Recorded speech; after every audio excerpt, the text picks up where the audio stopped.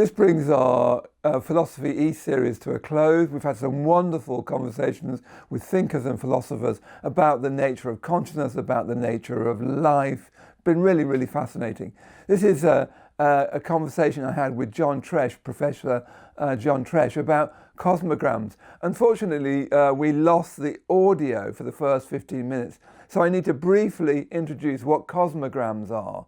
So basically a cosmogram is a picture of reality, or it's a form of reality. It's how things are, but in a sort of physical form. So for instance, a Buddhist shrine room is a kind of cosmogram.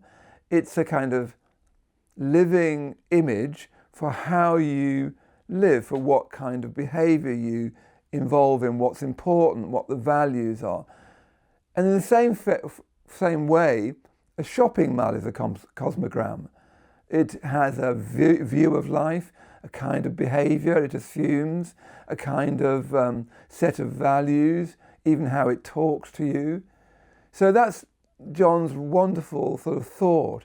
Is this nature of cosmograms, the existence of a sort of image or a picture or a form of reality, but it takes physical shape. It's not just a view or an idea. It's something that you can step into, like Westfield or like a Buddhist shrine room. So this conversation just jumps in about 15 minutes into our conversation, and you can get a sense of what John's saying as we go through. So there's a didactic or literal voicing, but there could also be a kind of elusive or poetic voicing. Think about the world like this. Or it could be a kind of questioning voicing. Maybe the world is like this. Or it could be a kind of parody, like some people think the world is like this, but of course it's not. Right? Or it could be a combinatorial voicing. Here are the parts that you put together to make up the universe as a whole, like tarot cards, like astrology. Right? Here are the moving parts that assemble to form a particular picture of the world at a given moment. So these are some of the possible voicings. Then third point of this analytic is beings and relations. What are the things that make up the world and how do they relate to each other? And then that divides into the next three categories. Association.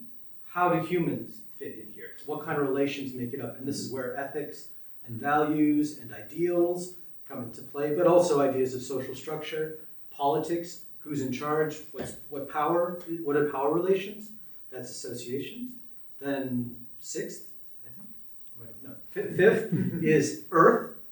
So kind of the earth element.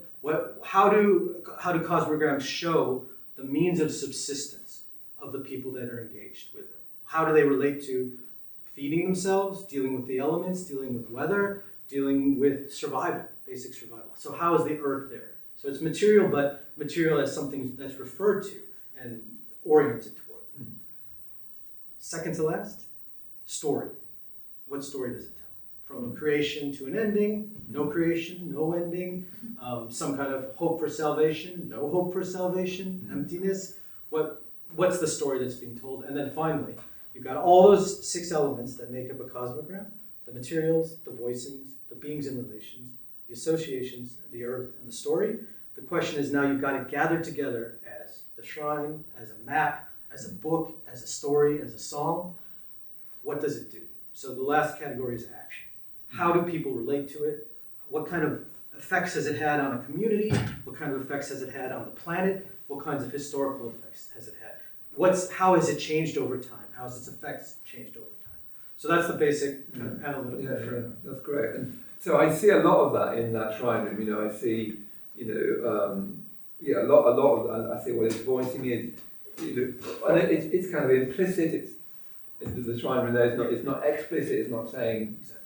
But it is asking you to step into a created world which tells you what's important, like you say, a kind of origin story, and here's what life is about, here's where it's going, here's what's important, here's what's not so important, and so on. And there's a nice way, I think, that when you mentioned this example before, that you said that it's what the world could be like if you practice. Right. Yeah. So there's a kind of conditional or subjunctive mood to it. Like this, right now you're not quite in the world that's depicted here, but if you sit here long enough and do the right things, you'll be in the world that's that's here. right. That's really important. So it's not saying that if you practice diligently enough, this is what the world will look like to you when you arrive at enlightenment. Yeah, and cosmograms often have that kind of directive, ethical, and also utopian aspect. Like, this is what the world could be like. Or dystopian, as a kind of warning. This is what the world will be like if you carry down this path. There's a famous Italian Renaissance painting that's good and bad government, which is the good government is everyone's quite happy, they're well fed, the kings are generous to the people, and the sun is shining, and the crops are looked after. Bad government, none of that.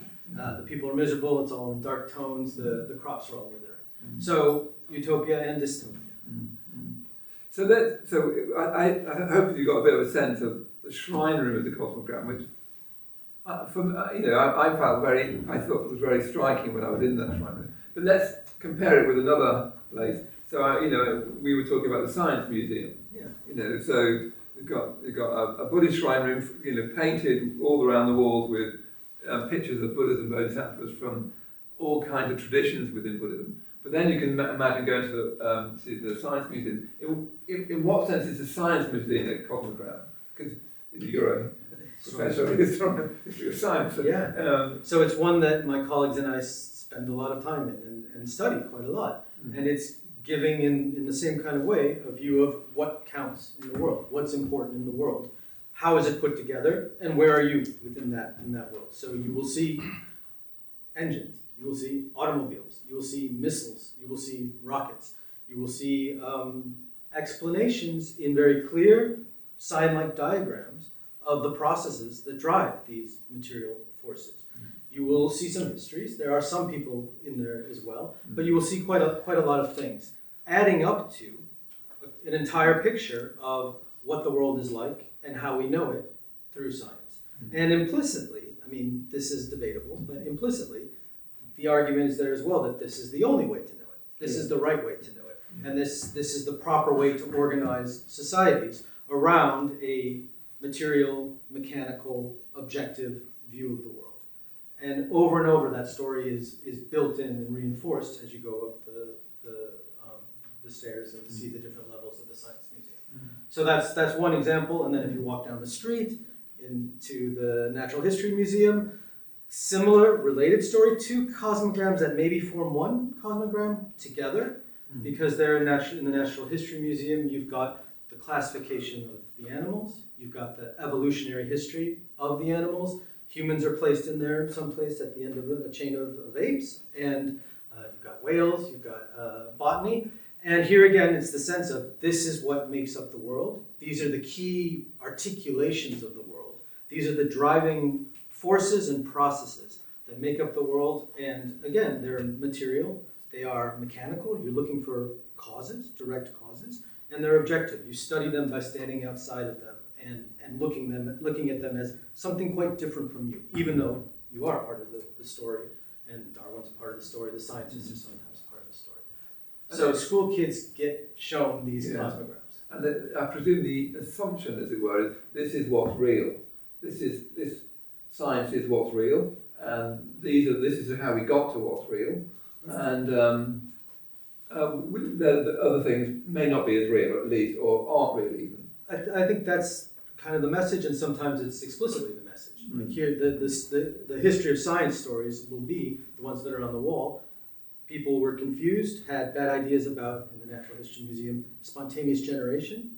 And then they learned that there were germs and cells that grow and produce beings. And it's a movement from illusion to certainty. And that certainty is what's really real. So it's the content, and it's the truth of the content, as well as a kind of support of the way of getting to that content. And all of that's there and in the Science Museum. And that way of getting towards the content is a kind of ethics.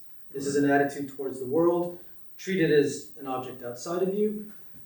Step back from it in order to understand what's making it work, making it tick.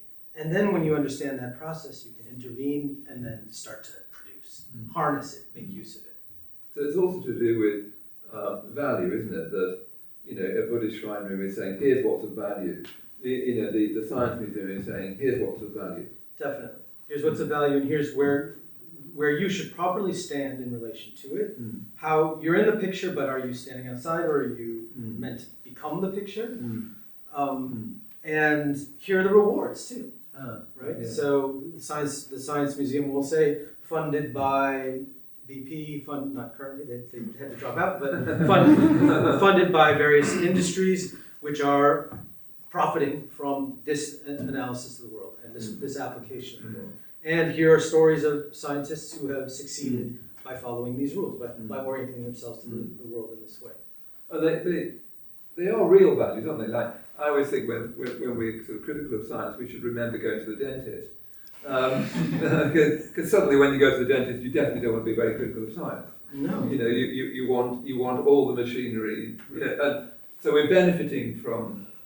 You know, I went to the dentist recently, and as soon as they start the drill, you know, you're very happy that you know you definitely don't want someone praying over you. You want or not only. Not only, at least, yeah.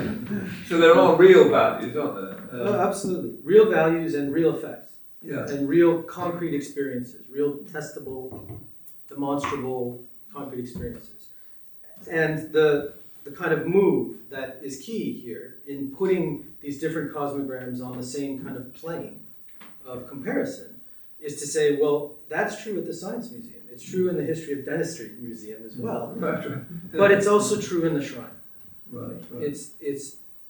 There are ways in which being in that space, taking it seriously, doing what it encourages you to do, will answer, will speak back to you, will give you concrete experience that this is a robust and real way of being in the world.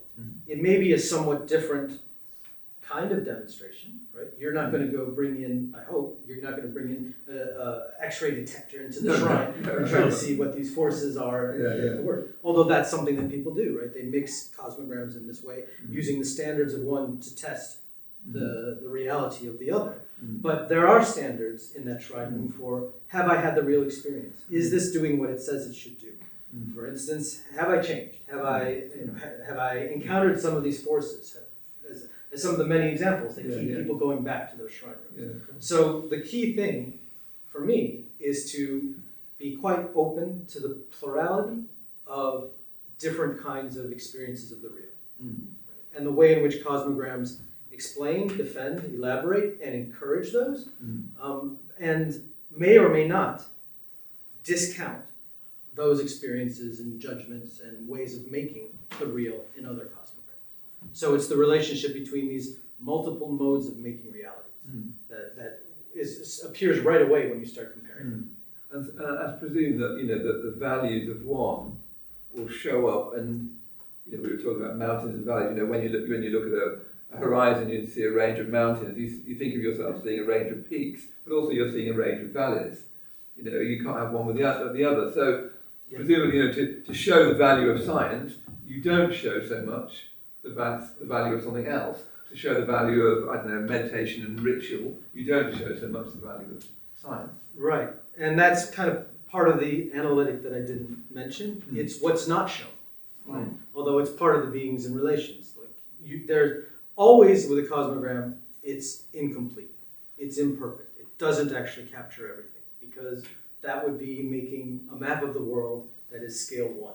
Right, Which there's this Borges story about that, and it doesn't work, because it would be exactly the same, identical with the world itself. So they're always smaller, they always reduce, and they always choose. So there are certain things that are not included. Among the things that are often not included are other possible ways of making a world, other possible cosmologies. They do sometimes show up there as the excluded, as the shadow, as something that's kind of there but not really. Sometimes they're incorporated, right? If you think of the British Museum, right? Another famous London institution, which is saying this is the collection made by the British Empire at its apogee of all of the cosmologies and possible ways of making the world around the world. So we've got Egypt, we've got Greece, we've got Mexico, we've got Africa, and we've got the objects that make their worlds. And yet this is the world that contains them and makes sense of them and presents them and preserves them for everyone to come and visit.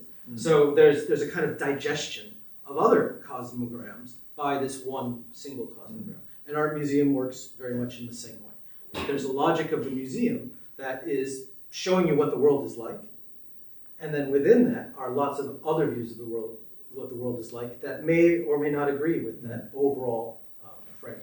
Interesting thought, because when I go to the British Museum to go to the Buddhist section, I always find it utterly dull. People, because there's something to put a Buddha figure inside of a glass case and to say it's as something from this about that. Good. It feels like a completely different experience to me. I'm now, my relationship with the figure is very different to my relationship with this figure, if you mean. Yeah. It's not a devotional relationship anymore, and there's no implicit devotion suggested, even when they try and make a display looking a bit devotional. They don't mean it. I mean, they don't want you to do anything embarrassing like bow or... Yeah. No, I think you're 100% right. They don't mean it because they are reading that object in the terms of the curator's cosmology, which is worlds present themselves through material artifacts that belong to particular cultures and historical groups in time, and these are ideas about the world, representations about the world, and they're not. You don't have to take them very seriously, and we can collect them and turn them into objects that have a value, a monetary value, or an aesthetic value, maybe an intellectual value. Where there's a kind of branching of two linguistic groups or two historical styles, but not a value in the terms of the objects themselves, which is, for instance, this is in the Australia exhibition, a picture of sand drawings or of landscapes. These are my ancestors, right? In certain Australian Aboriginal cosmologies. This is not a map. This is not a piece of sand. This is not a landscape. This is evidence and a presence of the dream, of the formation of the world and of myself and everyone around me. That's not what's encountered in the British Museum. See, that's a very good example of why you've needed this idea of the cosmogram, because it does explain that experience of, like for me, seeing something that I'm used to having in my daily life and devotions and spiritual practice, which is now somehow othered, to use that modern term, but is now not the object that I relate to, even though it sort of is. Yeah.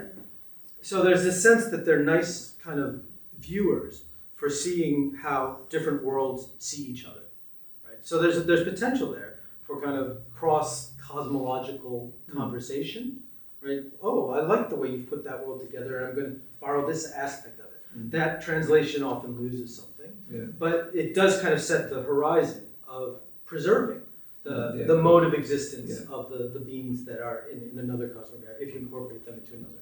Another kind of flip version of the example you just gave of seeing Buddhas in the British Museum is the way in which, say, in 17th, 18th century China, the emperor collected in his garden, the Garden of Perfect Brightness, lots of landscapes. It's a place that you went to visit and see the whole Chinese poetic tradition rendered as a landscape and experience the sense of being in a kind of moving center with an open horizon and the kind of stillness, grace, and even emptiness that was really valued in that tradition and in that cosmology, with the emperor at the center of it, which is crucial for the cosmology as well. He's the person who does the rituals that ensure a kind of relationship between heaven and earth, guarantee the mandate of heaven. But in this garden of perfect brightness, there aren't only these aesthetic, spiritual, poetic landscapes.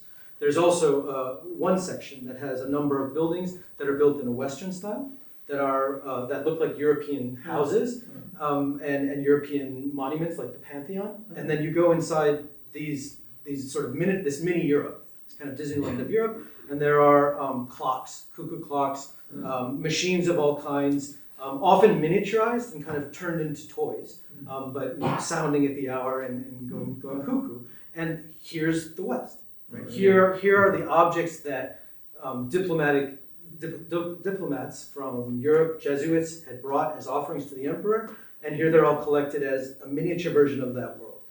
And I'm certain I've not been there because it was destroyed during the Opium Wars. Actually, the whole garden was razed. But I think the experience of being there would be, oh, this isn't quite right. You're not quite getting what these objects are about, or how you're meant to be relating to them. That's really interesting. I mean, I like sort of comparing these places because it somehow makes making into actual places that we could visit kind of, for me, makes your thought clearer. So the other place that we talked about is Westfield as a cosmogram. You know, we've been to a Buddhist shrine room, we've been to the Science Museum. But what about Westfield? Definitely. Yeah. So you're there, and here it all is, right? You know, everything you could possibly want at the level of material satisfaction, of aesthetic enjoyment, of basic needs. It's there in every size, right? In every color, in every possibility, different brands, different price points, and to go, you simply have to visit. A lot of shopping malls, I think, are visited as tourism. I think worldwide, it's like, wow, here it all is, and you're being taught a lesson about what counts in the world, right? Here are all the objects. Here are the fine clothes, the consumer products that will bring happiness, that will bring satisfaction. And the way to access them is by having money and exchanging it for those goods and collecting them and taking them home. And there's a sense in a good shopping mall, or one that reaches the aims or values of the shopping mall, that everything you need is there of a certain sort. I mean, there's a selection because there are different shopping malls for different consumers. But yeah, it's the world in miniature.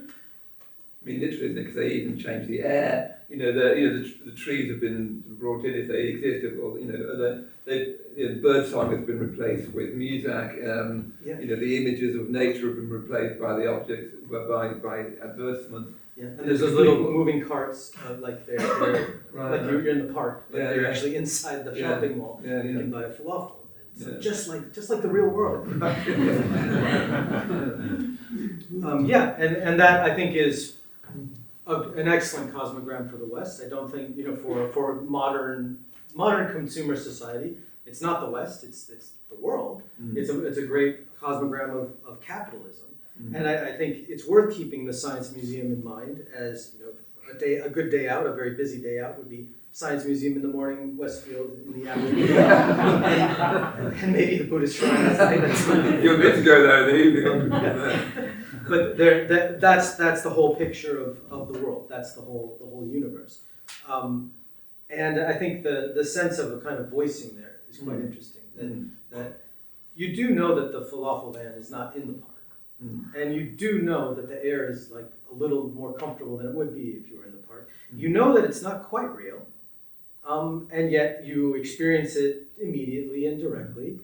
I think a lot of people, despite what what we think, people go to Westfield and they just go nuts and want to buy everything. I think almost everyone feels a kind of alienation there. Like it's not quite right, and also kind of assault, right? I think there's a sense that they're trying to make you identify with these things or enter into these stories of happiness, these stories of salvation, and then buy them. There's a sense that they're not just there for you to see, but they're working on you. Yeah.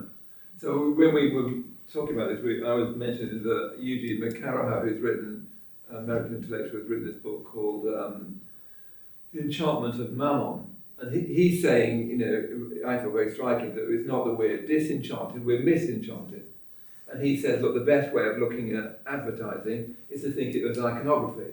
It's, again, what you, I think, call a voicing of here's what the good life looks like, here's how you look in the good life, here's what's important. And iconography is a nice term because it's what do these images all mean? But in the backdrop of that, in the background of that, is the tradition of religious iconography. So here's the pantheon, here are the key figures and the saints, but they're also working on you, right? And they're acting upon you. They're gazing benevolently on you, or they are asking for something from you. They're asking for devotion, and in the case of Westfield, they're asking for you to purchase something. Yeah. And that's exactly what I mean by voicing.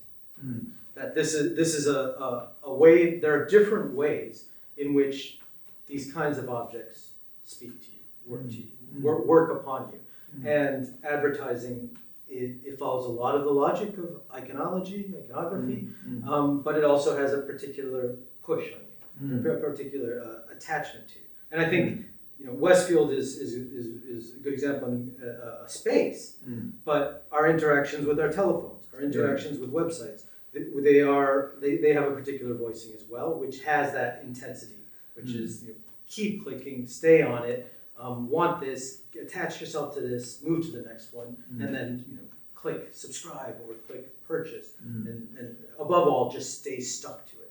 And the web phone, the smartphone, and the World Wide Web, these are cosmograms. They're moving cosmograms, but they hold the promise of showing everything in the world and where you stand in relation to it. And part of what I think that enchantment, which claims to be disenchanted because it's capitalist and it's technological, but that enchantment is absolutely palpable on a smartphone. That you're having a spell work on you. You're being lulled to sleep to a certain kind of hypnosis. Well, it's we were talking when if you go to Westfield, has anyone gone to Westfield? Well, when you go, I can last about 20 minutes. I can just get in, get a pair of jeans, and go home. But if you do it really fast, you get. But there's a sort of vampiric quality to it. Yeah. You can almost feel it as you're there, your soul being nibbled away. But you also feel that with your phone. There's a sort of vampiric quality to the cosmograms. Yeah, and I think that's their voicing. Is that? Yeah, that would be their voicing, but it's also their action. Right. Yeah. This is what they're doing. This is how they're holding a whole system up, right? The marketplace, and certainly the money that is made by buying your information, for how long you looked at what sites, right? These are driving the world economy currently. So that's part of the action. And I think the action and voicing of online images is particularly striking. Yeah, there is a vampiric aspect. It's taking something from you, but there's this reversal because it's devouring you, but you think you're the one doing the consuming, right? And it's the logic of a trap, right? There's a nice succulent thing, shiny thing there. You go for it, and as you go for it, you're caught. And there's a bigger predator. You think you're the predator, but actually you're the one being preyed upon. Can you give it more example? That's very striking. Can you? Click on this.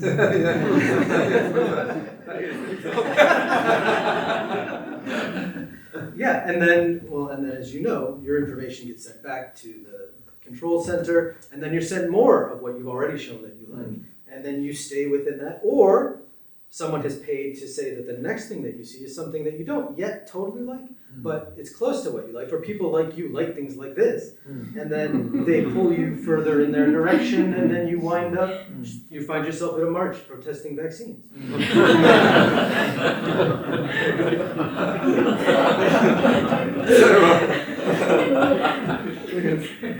But what's with I can see how Westfield is a cosmogram because you're literally in it, and you like you are in a shrine room, like you are in a science museum. With your first, it's not it's one cosmogram after another. It's a kind of kaleidoscope of possibilities. That colliding with each other, and you have this weird thing where you see this terrible bit of news about a war, then you've got an advert for something. Yeah, and I think that's what this way of looking brings out. That every cosmogram is going to have its own materiality, its own materials, its own voicing, and its own sense of what the world is made of. And the kind of serene mandala of the shrine room is one example. The cathedral at Chartres is another excellent example, where you're kind of in a contemplative mood, seeing how all the parts of the universe fit together, feeling yourself elevated into this elevated understanding of the cosmos. Great work by the people who made those.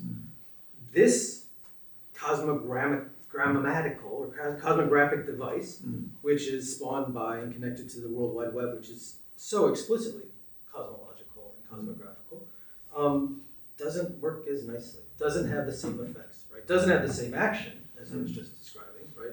It's propping up a whole economic and technological, industrial, ecological system as well. As for its Earth aspects, you can read about ecological news on your smartphone if you want, but generally you're not going to be told about the cost of the rare earth metals that were sourced to make your phone, or the cost of the servers that are doing the AI to generate the algorithms that produce the value, or promise to produce the value. The Earth is there, but not explicit. Often you can find some explicits there. So there's all kinds of things it's doing that are off stage, although potentially it's there. So it's kind of like a combinatorial one, right? If you know how to use Google, allegedly it says you can find all the information in the world, but you're not finding all the information in the world. You're finding those that are interesting to you, or in the kind of TikTok, Instagram stream that you're describing, you're finding a bunch of things you didn't ask for, and they're being put together in a non-serene way, in a very chaotic, very disconnected, very discombobulating way, which is part of what the whole story here is. We have examples of really great, amazing cosmograms that do elevate, that do bring people together, and do give a picture of the world that's livable, that's beautiful, that's harmonious, that also respects the planet. Right? They're out there, but we're not really spending much time with them. And the ones that we're getting, if it's from the Science Museum to Westfield, or just past spending your time on their phone, are particularly disconnected and alienating, and also contributing to all the harms that when we see them reported as news, make us feel even more alienated, make us feel even more discombobulated. It's interesting because it sort of reminds me of the airport as well as a cosmogram, because I always find it striking. There's always a designer shops at airport. There's always this clothes that you absolutely can't afford them. But presumably they're preying on the fact that you're feeling a bit insecure, a bit kind of discombobulated. You're out of your home place. You're waiting around, so you've got time. You're a bit uneasy, and it sort of preys on that. Yeah, and you're outside of the world. I mean, I think there's a nice kind of cosmos of spaces that are nowhere in particular, right? Yeah, and the airport is certainly one of those. Yeah. And I'm not really connected to the rest of my world. I'm deliberately not thinking about ecology because I'm about to get on a plane. And I'm not thinking really about the price of anything. So I'm going to go to the Hermes shop and get a cool tie. Because I'm out of the world, so I don't need to think about it in the usual way. Yeah. So it's designing. I mean, every cosmogram is, I think, a trap of a certain kind, right? It's trying to get people sensorially, through their senses, oriented toward the world in a particular way. And they do so with different kinds of voicings. And some trap you in different ways, and some trap you maybe for your own good, and sometimes maybe for the good of the people who made them, and not your good. Or perhaps they're always teaching you something, or there is, they're always sort of, as you say, have a story, have a meaning, have a teaching in a way. So to go back to what you were saying about the myth of disenchantment, right? That actually we are enchanted. It's just we're misenchanted. Yeah, I think that's a great phrase, and it's the way I would put it is you're never not enchanted. Right? There's no space outside of some kind of enchantment. Yeah. Right? There's no space outside of a set of representations that are more or less persuasive, telling you this is what the world is like. And that's why every culture makes cosmograms. Right? It's just how conscious they are of them, and how much care they put into making that a livable cosmos. I think that's the challenge. I mean, that's part of where I'm going with this analysis. It's historical, it's comparative. There is this philosophical, epistemological dimension, which is, well, they're all real within their terms, given the range of cosmograms that have been made, many of which are really, really enticing, and like those seem great, and so much so that I want to spend my Saturday night in one of them. Here's some of the ways in which they worked, and yet there are dominant ones currently that are not working, and we don't have a coherent universe that's assembled through science plus commercialism plus capitalism plus this particular means of accessing the world through the digital and its kind of rapid changes. We're in a kind of broken cosmology, and the cosmograms we have are not really well thought out. So, given showing and thinking through well thought out cosmograms in that kind of setting, what would be cosmograms that are more viable? Can we make them? Is it possible to make new ones? And then can we make them better or worse? Are there better or worse ones? Can we make ones that are more or less persuasive? And there are a lot of challenges there. And how conscious they need to be and so on. The other thought I was thinking about that is that, well, I want to pause over this thing about we're always enchanted, because I think that is one of the great issues of life, is that the temptation is to think, oh, hang on, do I want to do this? Or am I just being kind of, because if you go to the pub, there's a kind of behaviour in the pub, there's a kind of expectation of what you're going to do in the pub. If you go to a Buddhist centre, there's a kind of behaviour, there's a kind of expectation of what you do there. I always notice, for instance, that, pub just down the road, everyone's very happy to swear there, but almost no one ever swears here. Right.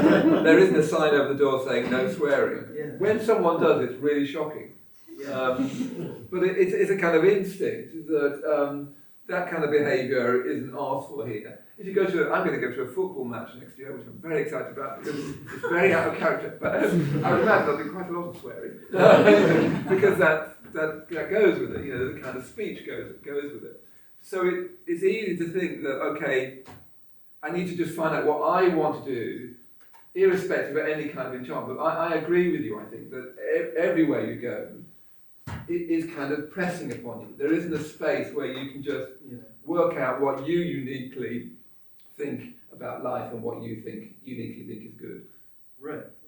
And often you will find yourself in spaces or confronted with cosmograms that you didn't make or didn't particularly choose. And so this is part of what I'm pointing out with associations, right, as part of the analytic, that there are relations of power in that decide who makes the cosmogram, what decides what to include and what not to, what kind of force does it have for those who confront it, and who's allowed access to it, and who at what level. And as you said, like the shrine you mentioned at the first, this is not a public one. It takes a certain amount of getting past gates to get there, and I think that's absolutely normal. It's just to be expected. So the question of who decides what counts as a valid entry or action or way of being within a cosmogram brings you back to the kind of universal human question of how do we choose how we live together? Who decides it? What room is there to challenge the given way of living? How much room is there to challenge the people in charge or change the laws? And this approach does not answer that question. Right? It just puts that question back to the terms of the ways in which certain structures have been built and represented, and the necessity, if you're going to change those structures, to represent them in a new form, right? To think about what that new form would be. I've got lots more questions to go on with it because I think there's a few things I want to sort of explore. Let's pause for a minute and have a cup of tea, and I want to there's at least 2 or 3 areas further on from them that I'd like to get you to talk about. But let's have a cup of tea for just now, and then we'll come back in a few minutes' time. So, let's sort of take a step back from the question of cosmogram for a minute. I thought it'd be good to revisit your earlier writing about Edgar Allan Poe and the Romantic Machine. Yeah. Is that right? So yeah, that'd be good to just get a sketch of your other concerns around that particularly, because of course they're very consonant with both PhilosophyEAST and Poetry. Yeah, thanks. Those are the first 2 books I wrote. The Romantic Machine, Utopian Science and Technology after Napoleon. So in the early 19th century, how did the scientists and engineers and philosophers who were dealing with the Industrial Revolution and trying to plan a society where these new machines and new ways of knowing the world are changing everything. How did they actually not simply see the world as objective, mechanical, and material, but also borrow from philosophies and arts and aesthetics that are associated with Romanticism?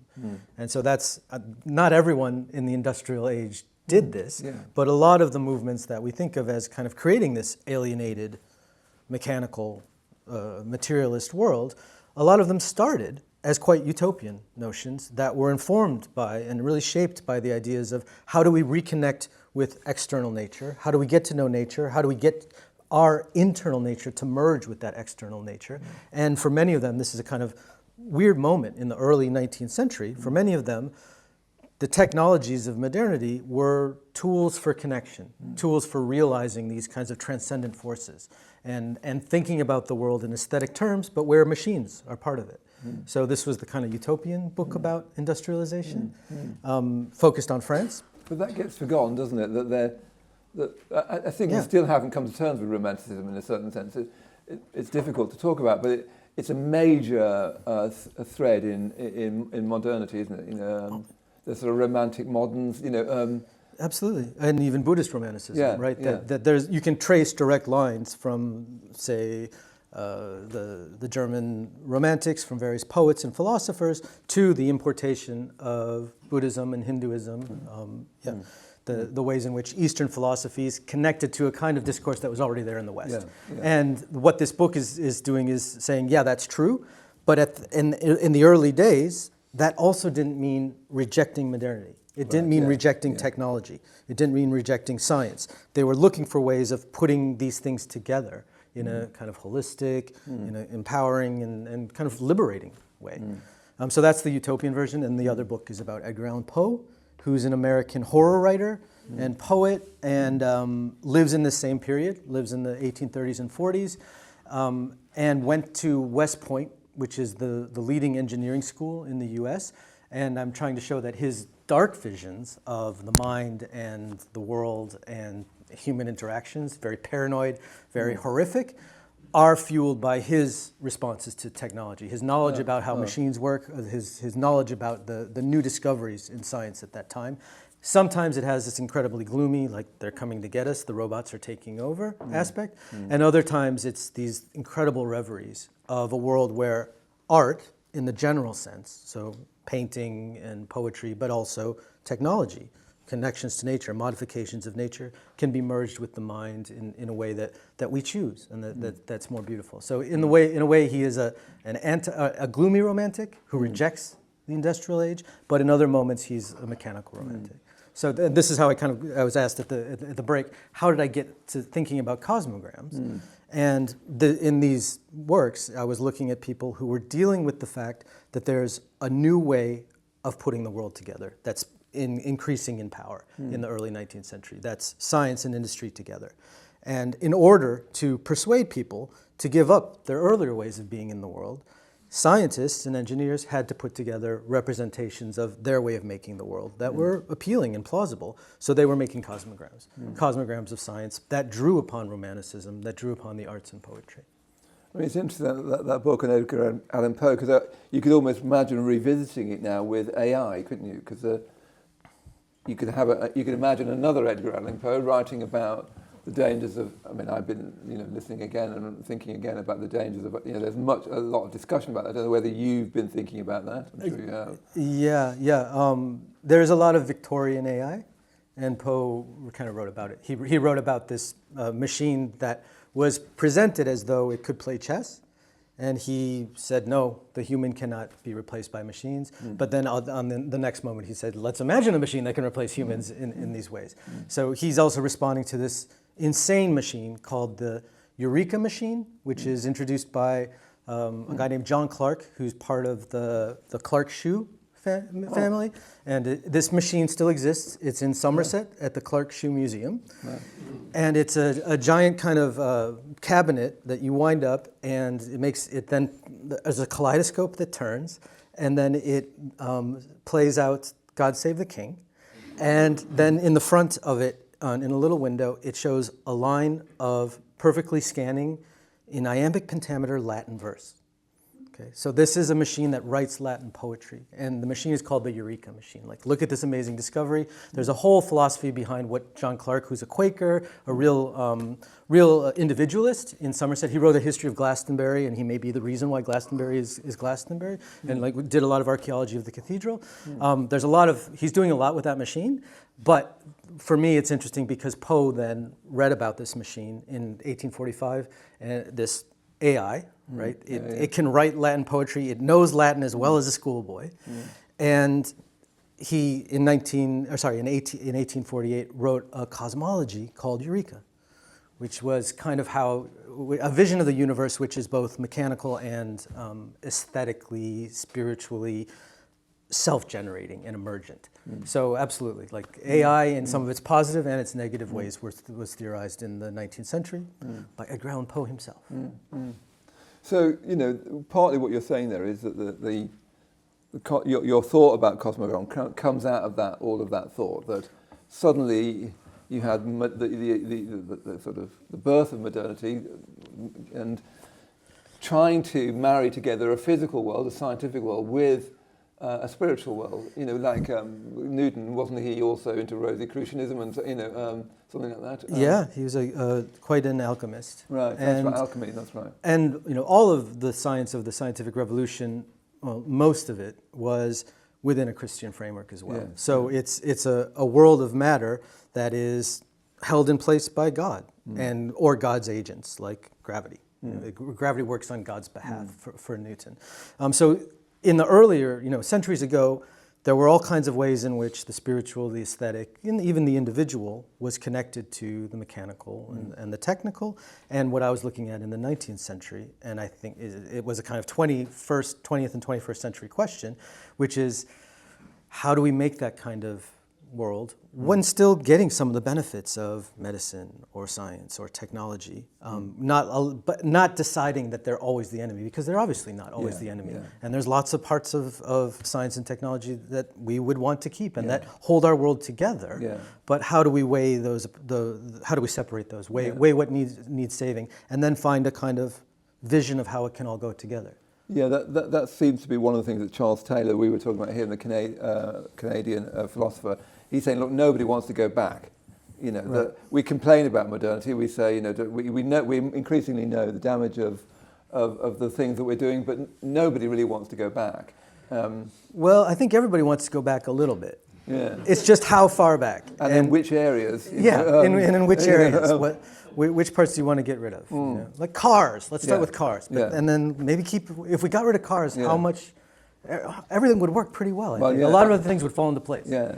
The first person I interviewed for this series was Patrick Ophuls, who's a wonderful writer and ecologist, and he was saying it's the most disastrous invention ever in every way. You know, not just the fuels, but the alloys, but also all the infrastructure, the roads. You know, just get rid of cars. He was saying that was the first thing. It would solve a lot. Yeah. I mean, but I do think of the Who Framed Roger Rabbit. And there's that crazy ending where the evil guy is the one who's going to build the freeways and make everyone drive cars, and Roger Rabbit's trying to stop him. And he's Who Framed Roger Rabbit. Sorry, spoiler alert. I think we're all right with that. But then he's describing this. It's like, there will be it's in LA. There's going to be freeways everywhere. People can get in their car and go anywhere they want to go. Everyone will be free. My God, it'll be beautiful. So there is this sense that even the kind of most monstrous versions that we've seen, like the most monstrous versions of reality and modernity we've seen, started with this kind of utopian vision, which is also a kind of warning about cosmograms. Right? You see the vision and you think it's going to be amazing. Right. Yeah. But then you get you're in a traffic early jam. Thinkers like Hume, and so they a lot of those early thinkers just assumed that you'd carry on going to church. You know, that your belief. They assume that God was a given, and yes, of course, you know, people won't break off from that. They'll just do a bit of valuable science as well. But and that's been a disastrous assumption in some ways. In some ways, it's been a very liberating one. But I mean, it's amazing. Like even into the early 20th century, that's still the assumption. It's like, we've got to really fight for science. Because, of course, religion's always going to be there.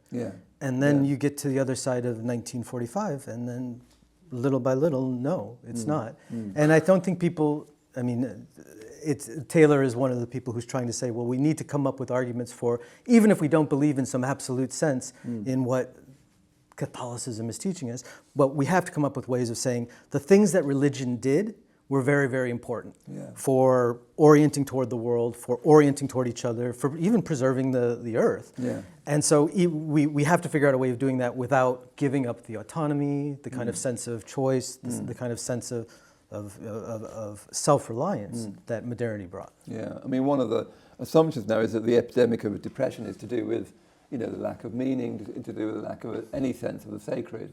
Yeah. You know, it feels to me that we're so dazzled by what we have now that we haven't noticed what we've lost. I mean, Jung's even said that, you know, with every discovery, something is lost, and people don't notice that enough. Yeah, yeah. Well, my next book Yeah.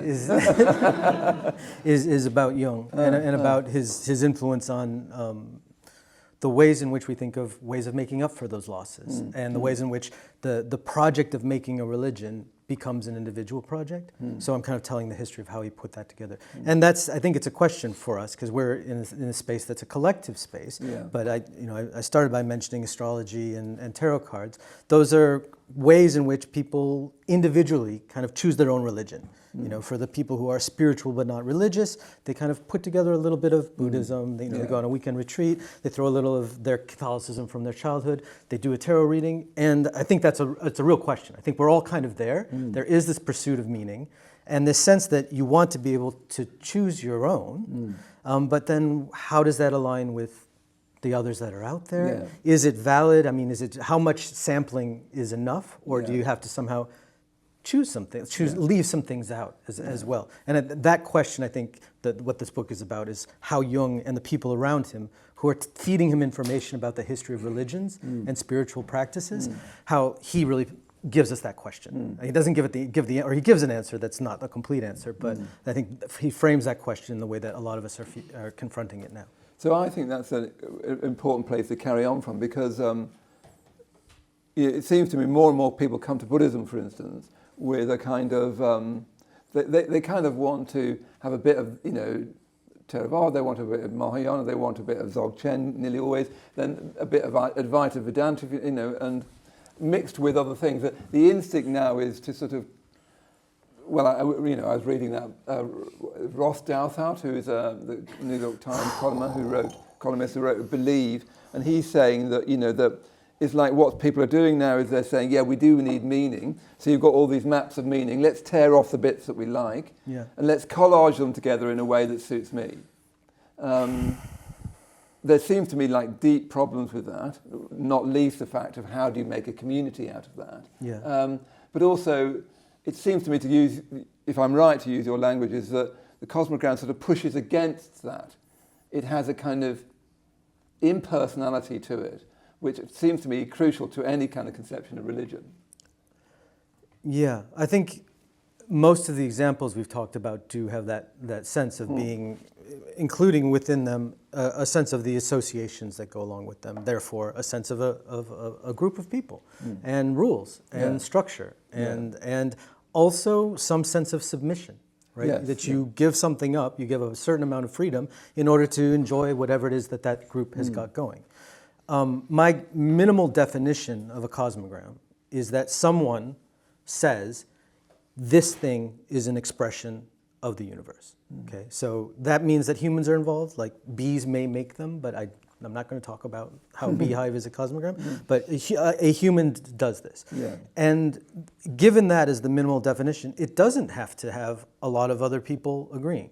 Okay, it could be like for Jung, this is your personal cosmogram. Yes, this is your mandala that you've built as your process of individuation. Yeah.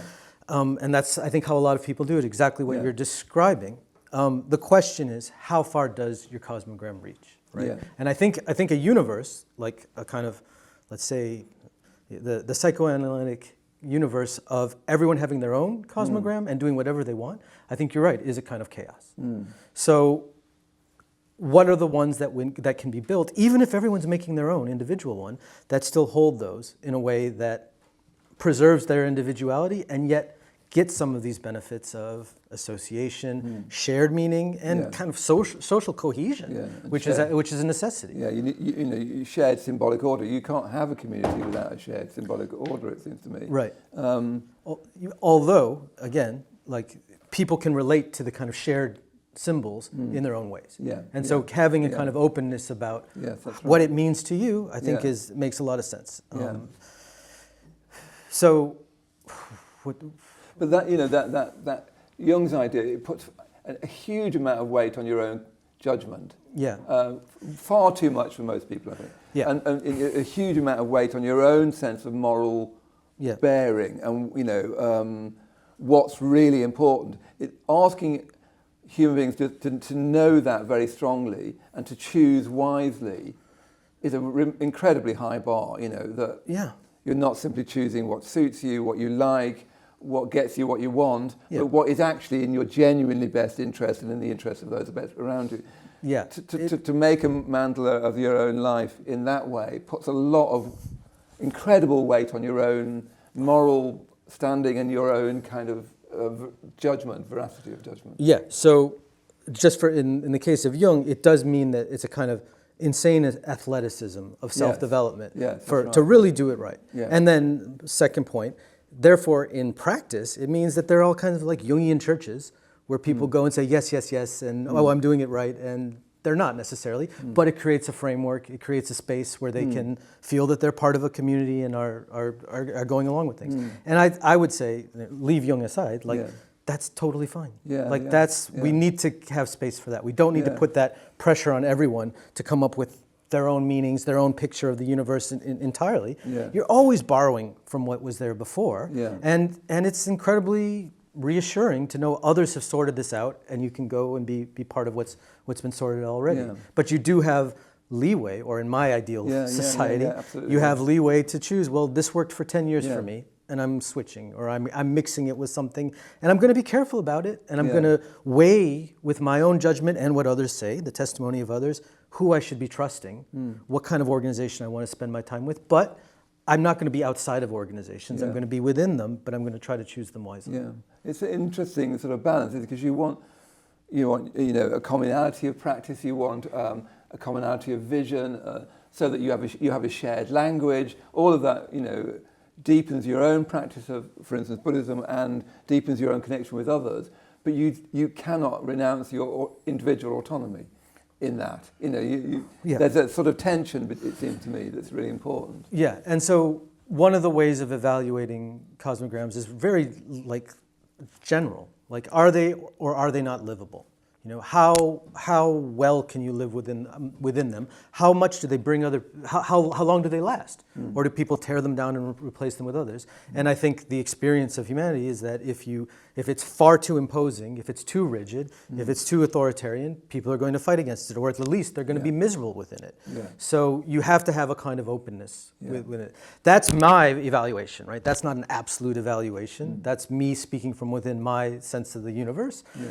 I would say that I have a kind of guideline for what makes a good cosmogram. Because that's what I wanted to go on to is the relative nature. Yeah. Because you could think, yes, Westfield is a cosmogram, the Science Museum is a cosmogram, London Buddhist Centre is a cosmogram. They're all kind of relative, and if you prefer Westfield, heavens help you. But if you prefer that, that's great. That's your vision of life. If you prefer here, if you prefer to go to the church, is there any sense in which there's a hierarchy of cosmograms?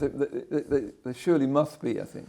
Or is there? I don't know. I'm jumping the gun there. The answer is, well, the judgments that you would make about what is a good or bad one are always going to be within a cosmogram, within a certain framework. In the sense, like the British Museum says implicitly, its order is the best, and the others will fit within it.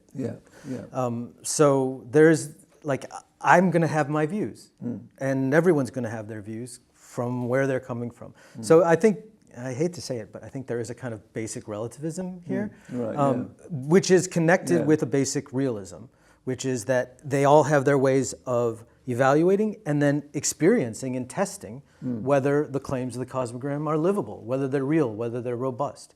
So, you do have a chance to choose and find out, but those which are not well put together will fall apart or won't hold for you or won't be persuasive or won't be vivid. Won't have that kind of strength. My own hierarchy of cosmograms, or at a very general level, the ones I want to see exist kind of share three traits. One is that they are ethical in a very minimal way, and kind of golden rule, like that they have a principle that you don't allow people to do things that they don't want done to them, and that can extend beyond humans, if you like. That the beings that you don't want harmed can be non-humans as well. But that's a universe that I think has an internal coherence always. Like if there's an ethical limit on doing things that you don't want done for yourself, that's a brilliant guideline. The second is that there's a sense of ways, a sense of paths. Okay, that it's not just a description of the world as it is, but that there's an invitation or even a command to develop over time, to develop oneself and to develop with the world over time, and that those are very distinct. And from one cosmogram to another, you can say, well, what are your ways, what are ours, and is there a way to merge them? But there's a sense of their existing in space and time, and deepening in time, and that I think is something that you're concerned with. You don't just dabble. No, indeed. Or just say, I put this picture of this deity next to this deity. This deity is requiring a certain kind of devotion or dedication. And that's a way. And in order to understand what that deity means, you have to pursue that way. Ideally keeping some sense of critical evaluation, but that's tricky because there's a kind of submission, there's a kind of devotion to the way. So that's the second thing that they all have, and they are aware of each other's ways. And then the third kind of general wish for a cosmogram is that there's an openness in terms of foundations, or an acknowledgement of limitations. You don't know what the base is. And the cosmograms that I think are most appealing and most lasting and can speak to each other most easily are the ones that say, here's what the world is like, but I'm not entirely sure. Or here's some things that I'm not too sure about. Or here's the space where you can rewrite it. Here's the clause that allows you to get out of it and make an alteration. So like apophatic philosophy, right, where you know there are limits to what you can say and be certain of, that's built into, I think, any good cosmogram. And if a cosmogram has those three characteristics, I think it can really get along with all the others quite well and incorporate aspects of all the others. You get into trouble when they're denying ways, when they're denying ethics, and when they're saying we've got the ground, we've got the certainty that will replace all the others. So this is not a sense that we want to replace all the cosmograms that are out there with one single one, but rather what are the kind of characteristics of those that are livable. And almost always, there's an interpretation or a view of any given cosmogram that opens to those three characteristics, I think. So it's interesting because to get that, you need a general sense of tolerance. My own teacher, Sangarachi, said it's not so much that you're thinking of a Buddhist world. What you want is a tolerant world, which allows different ways of being. But that itself is an ethical underpinning, isn't it? That you have different conceptions. And I would say, within my little world, that's an absolute. Those are the things that you want to keep. And I'm struck by what you're saying about the abyss, the question of the foundations, because I'm thinking again, going back to that shrine room in Pamaloka, the images of Buddhas and Bodhisattvas around the walls, and they're all painted on the blue sky of Shunyata.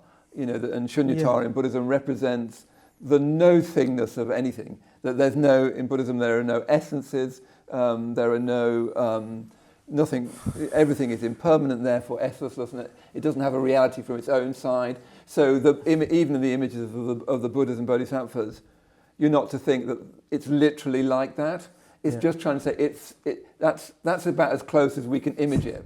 If you go into any further, you'd go into Shunyata. So you have Buddhism talks about the baseless base and all this sort of sometimes rather complex language. But that's what I think, that strikes me. That it's not, Buddhism isn't saying, tell you what, just do these things and you will be saved. And I think sometimes, Christianity has done that, but so has the shopping mall. It seems to be a kind of salvation. just buy these clothes, wear this thing, have this phone, and that'll basically give you the good life. Yeah, and so in your examples, I'm thinking, well, like, obviously the Shunyata is a great example how Buddhism can have a kind of doctrinal structure where there are certain things that are true, and then underneath there's the escape clause, which is, well, they're true up to a point. Yeah. And I do think, Western philosophy has that escape route everywhere, right? You read Wittgenstein, and this is all very clear within this system, but then there's certain things you have to pass over in silence, or we're just going to work these out through interaction, through language games. There's no space outside of language games. I mean, Western philosophy has a lot of those escape routes.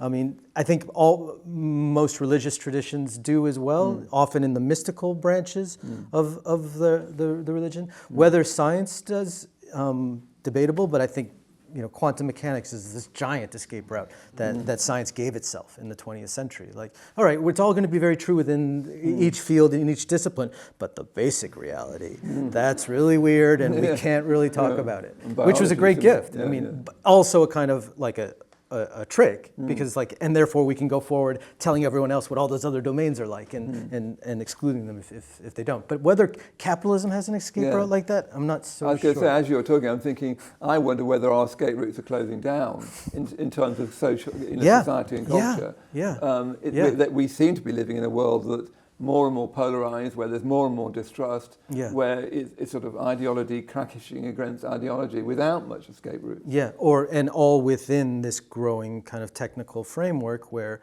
you are all looking all the time at everything that's in the world, and we're always being looked at, and kind of kept in place, and with political regimes that go along with that, say if you step out of a certain bound, we're going to suspend the law and take you out of the picture. So I don't have a rosy picture on that. What is the escape route in that kind of system? I mean, one answer, not a very good one, is the escape route is internal, right? Like, you're in prison, but like you've got there's so much time to meditate if you want.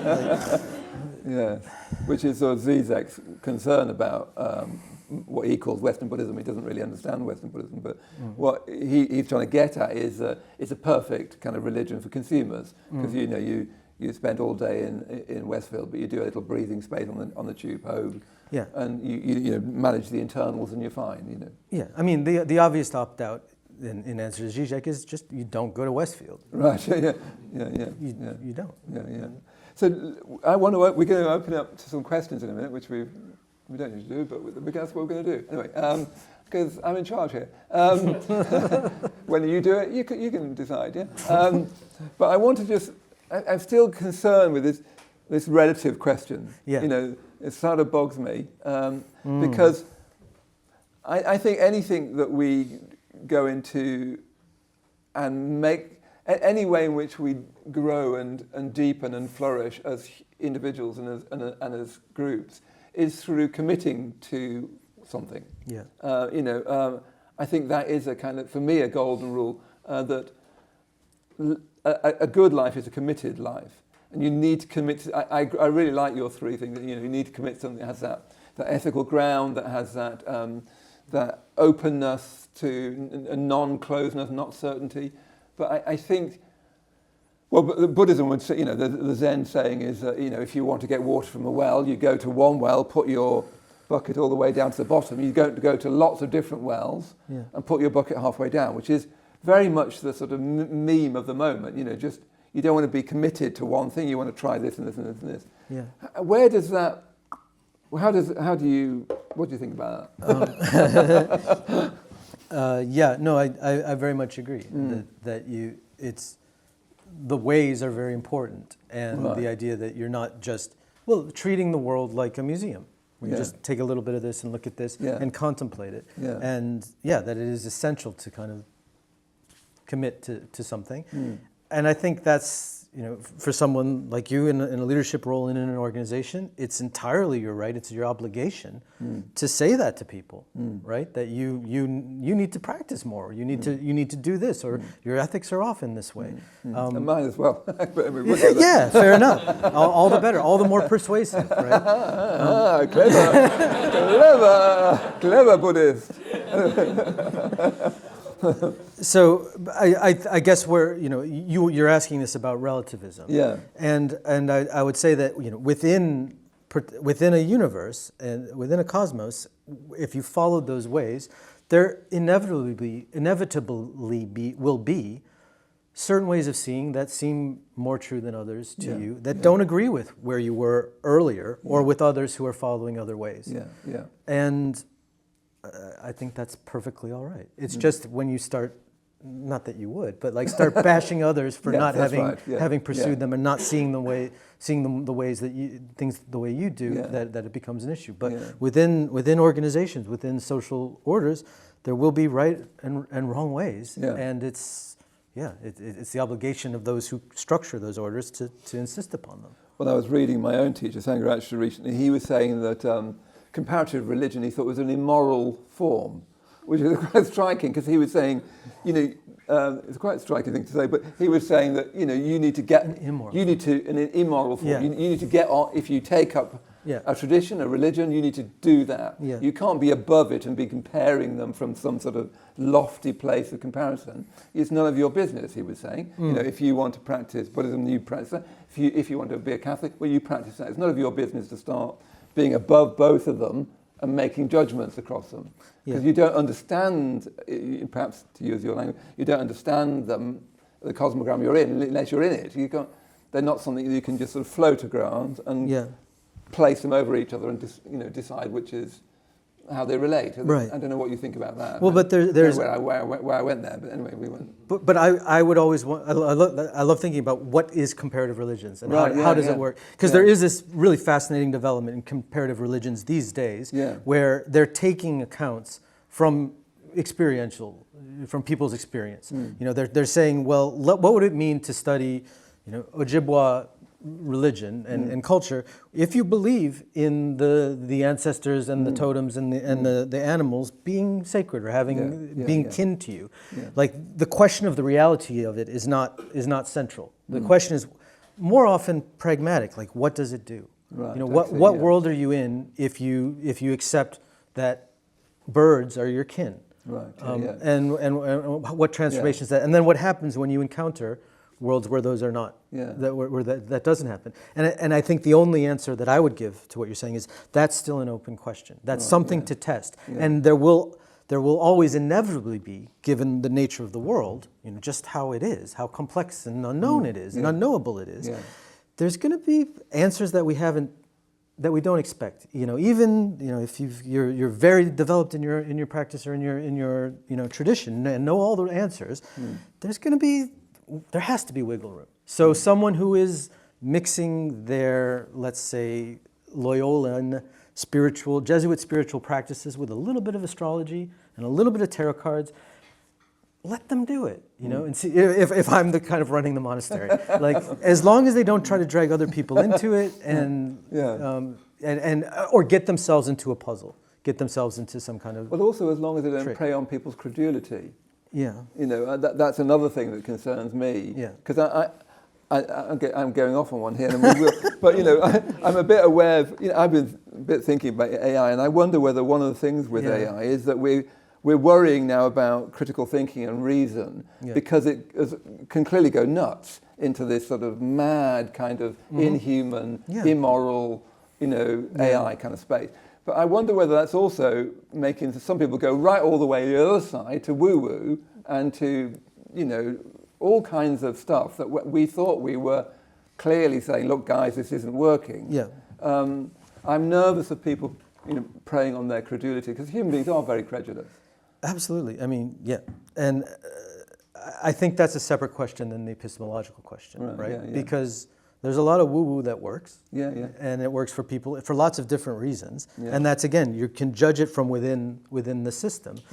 I don't have a place outside of any system to say this is a good and this is a bad one.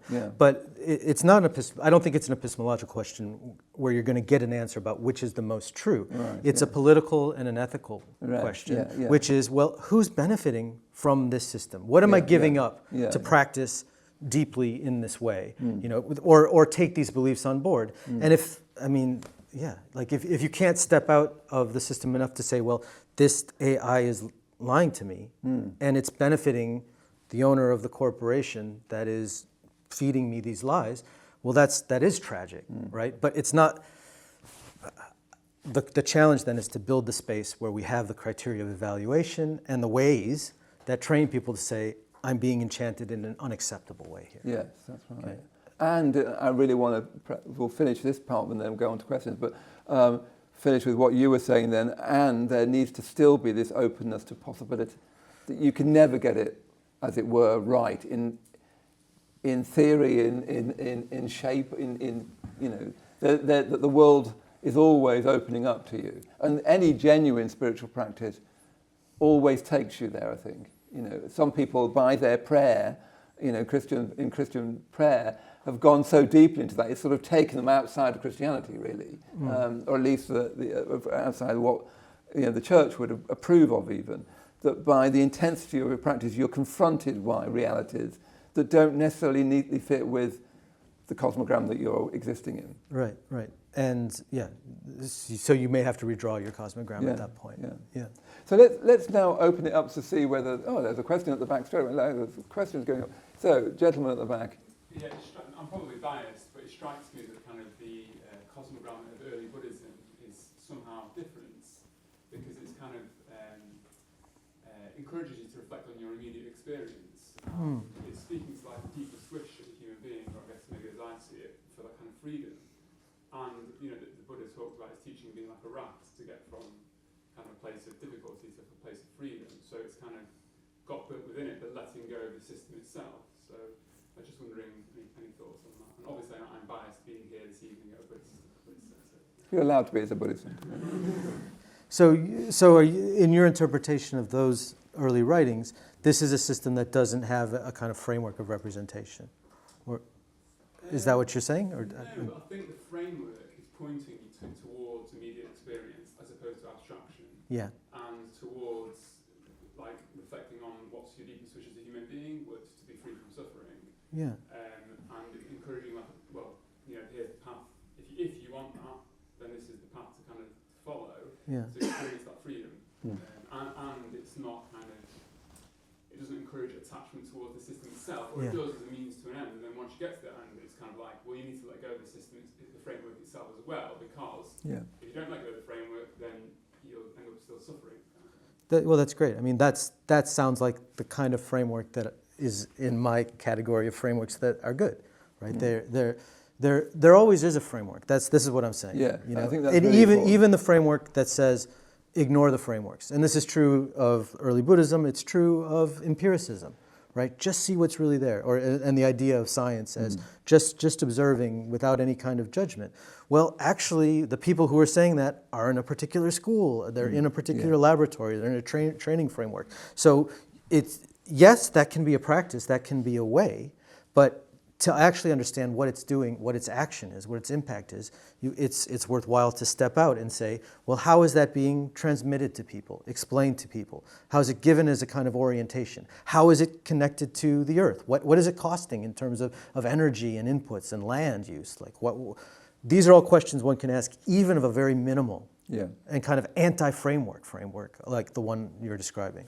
I mean, earlier in the series, I interviewed Matt Siegel about A.N. Whitehead, and he was saying, you're always doing metaphysics, whether you know you are or not. The assumption can be that the modern Western world isn't doing metaphysics. That we kind of got rid of that, and that we know better. But we're always doing metaphysics, aren't we? Somewhere. Yeah, and that's my version of that would be we're always in a cosmogram. Yeah, that's right. We're always relating to a cosmogram, and it could be an extremely minimal one. And it could be, almost a transparent one, but it's there in part because we're always in relation to others.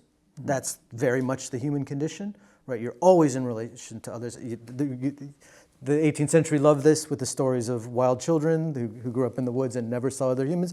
It doesn't really work to tell you much about humans because humans always are with other humans. So and other humans are orienting each other toward the world, saying this is good, this is bad, this is the big picture that you're in.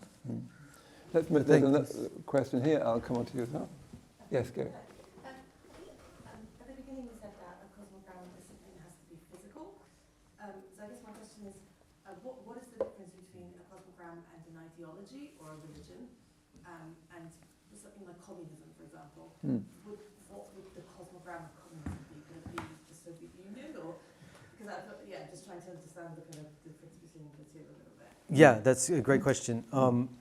And you've started to answer it, like, would it be the Soviet Union? Well, yes, sometimes. That's held up. What is the cosmogram of communism? Sometimes at a certain period in the 20th century, it's this. It's what's happening here. At other points, it will be,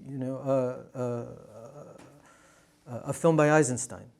Right? This is a cosmogram of communism. This is a way of experiencing the world. This is the history of the battleship Potemkin, and also the cross-cutting that gives you the sense of being in multiple places and different kinds of causality.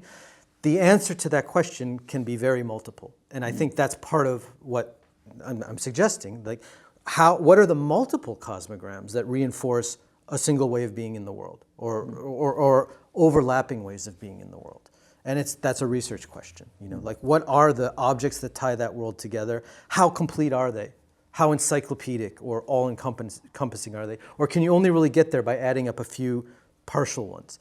So I don't have a single answer for what the stand-in cosmogram for any cosmos, cosmology, or ideology is, rather than to say, well, look and see how much those are. What are the ones that are out there? How are they working to orient people and keep them in one place? And back to your first question, like, how is this different than an ideology? Well, or a worldview or a cosmology, and it's exactly in that way that you don't know what a cosmology or an ideology is until you see what people do in relation to the concrete material instantiations of that cosmology, of that worldview.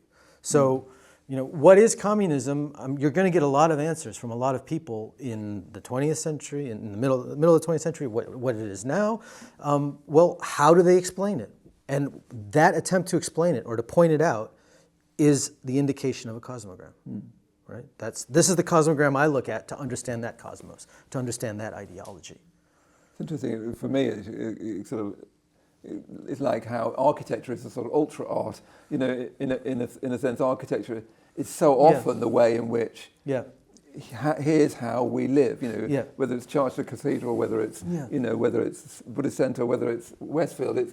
They're all architectural spaces that you start to act in certain ways that the space is asking from you. Yeah, and I think it's a version of that is the kind of 20th century fascination with the total artwork, right? That you're just totally immersive artworks, work, right? Yeah. That you're in it, and that's the microcosm of the universe. But the key difference, I think it's a fundamental question. Why start with materials?